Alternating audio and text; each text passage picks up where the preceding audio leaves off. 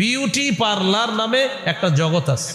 এই জগতের মধ্য থেকে বের হওয়ার পর আগে ছিল মানুষ, সেখান থেকে যে কি হয়ে বের হয় সেটা আপনি বুঝবেন। তো এই যে আপনার যে কাজগুলা করে, এটার মধ্যে কিছু কাজ হয়, চুলে কালার করা হয়, যেটা অন্যায়। দাঁত আঁকা বাঁকা এখানে ঝামেলা করে, এটাও অন্যায়। এরপরে আপনার ভ্রু খুলা, ভ্রু কুঞ্চিত, ভ্রু ফ্লাক ইত্যাদি বলা হয়, এটাও অন্যায়। রাসূলুল্লাহ সাল্লাল্লাহু আলাইহি সাল্লাম এদেরকে অভিশাপ করেছেন।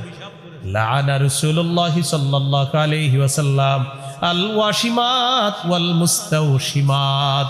যেই নারী ভ্রু উঠায় আর যেই নারী অন্যের ভ্রু উঠায়া দেয়, উভয়ের উপর নবীর অভিশাপ। এখন বলেন, এই বিউটি পার্লারের নাম শুনছেন আপনারা কোনোদিনও? আচ্ছা, এখন এই যে এই বিষয়গুলা, এখান থেকে আপনার ভ্রু করাটা এটা নিষেধ।